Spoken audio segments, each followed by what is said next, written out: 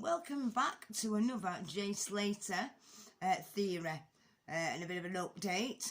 I've been searching the dark corners of the armchair detectives, sofa out corners, under cushions on the comfy chair, and I've gone to write three lots of bloody videos and updates and stuff and new theories, and I go to bloody start filming it and there's a new one come out, so it's like fucking hell.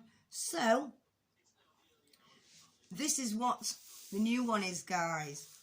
So, new theory emerges, okay? Here we go. So, Jay Slater, he assaulted a lad called Tom Hilton, didn't he? With a group of lads. And it was quite a vicious attack, really. I mean, I first thought that it was just, lads fighting or something. Well, it's not. He did it with sort of baseball bats and machetes and axes and stuff like that, and he split his skull open. It was quite bloody serious. So Tom's dad, he couldn't let this drop, despite Tom sort of asking him to just let it be, just leave it, Dad. And allegedly, Jay would sort of brag about the attack when he was sort of out with friends and stuff. And obviously it pissed people off. Now, Tom's dad had a friend in jail, and he got to know about it, basically. And that turns out to be the London drug dealer. It's fucking mad, isn't it, these theories? And he's got big connections, and he promises to get vengeance for Tom. Now, while he's in jail, he sort of masterminds a plan for when he's released to sort of get, his revenge. He recruits people who know Jay in his inner circle, i.e. Brad and Lucy. He also recruits 2 unknown people as well. And he puts, his plan basically, he wants this to sort of happen at like a music festival or a concert where there's loads of people and obviously loads of witnesses. Right, so part 1 of it, the theory, the sort of method in it is to get Jay absolutely wrecked on whatever they could. Fill him with free drinks, drugs, whatever.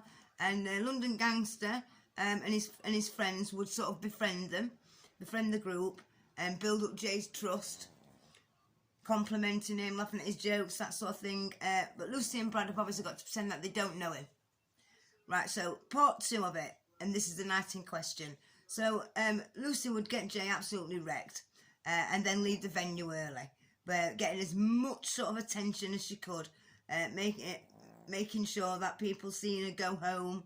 And she sort of Snapchatted when she got home, saying that she's having an early night, things like that. So in order to sort of leave like a paper trail almost. So the London drug dealer, along with his mates, cause a distraction, and they sort of that's the fight outside the pub, outside the club, after party, whatever, and they throw a fake Rolex on the floor, which is supplied by, aka Johnny Vegas, they call him, don't they? And his mates would encourage Jay to say, like, get it, pick it up off that floor. Then Brad says he's heard a rumour that it's Albanian gangsters who this watch is belonging to. So they encourage Jay to leave ASAP because they're going to be searching for him. Meanwhile, the other 2 unknown men have got another hire car, and they've stolen a boat as well. So they all get in the car, the London drug dealer, his mates and Jay, and they jump in the pre-hired car. But Brad leaves, but he sort of informs the other 2 men that they're sort of on their way. Now in the car, Jay's sort of like encouraged by the London Gangster to sort of take pictures of the watch on his phone, showing his mates back home, making him sort of brag that he's stolen this watch. Foolishly, Jay sort of falls for it and does it. Now the 2 guys with the stolen boat, now they need to delay the plan a little bit because there's a massive police presence, which has nothing to do with this related issue or anything like that. just where they are, the police are, so they can't really do it. So they sort of get in contact with the drug dealer and say, look, we need to delay this for a few hours with the dust settles, just go and chill somewhere. Now we know where to go.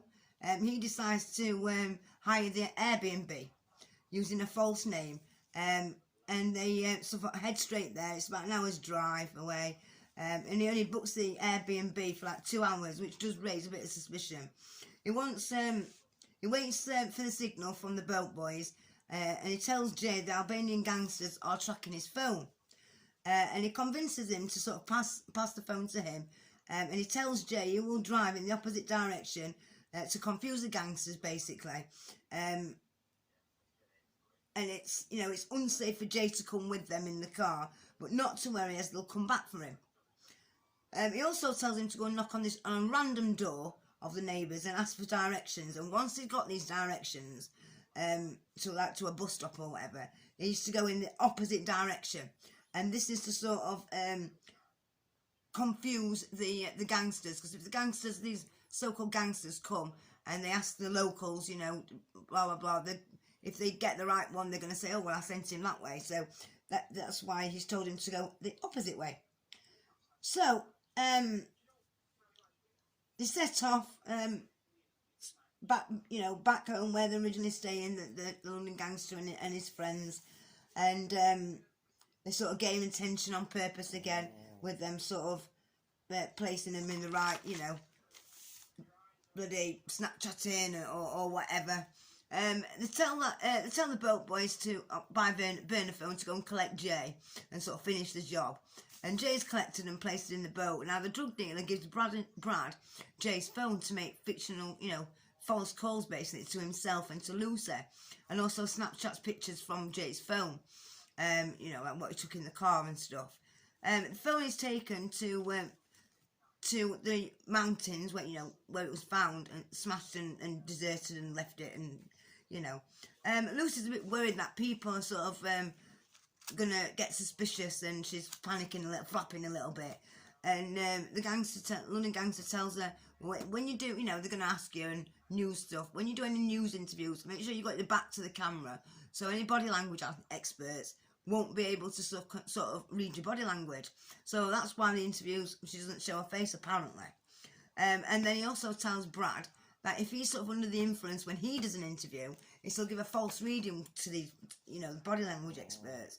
And they think, they return home and they think they've sort of committed the perfect crime. The GoFundMe and the watch was all a distraction, and it was just a long-awaited revenge attack. But was the B&B the downfall of them?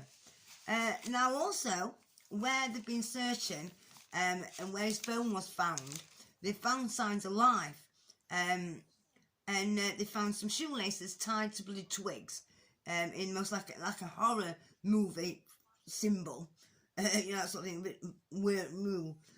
They found some empty water bottles, but they've also found a clean set, an outfit of women's clothes, which a bit bloody weird, that, innit? And that TikToker who calls himself Christopher Tenerife, he sort of found some sunglasses as well there. But he was getting text messages telling him to leave it alone, back the fuck off, basically. And apparently he was acting a little bit dodgy. And now nobody knows where he fucking is. And he's deleted his TikTok. He's not posted anything on there. So, bit all fucking weird, isn't it? Bit fucking weird, guys. So comment below. Tell me sort of what do you think to this theory now. Thanks for watching. So guys, what are your opinions? Sort of get them in the comments, below. God almighty, it's all fucking weird, isn't it? So if you liked this video or you liked another video, give me the thumbs up, press fucking like, and while you're there, you might as well subscribe.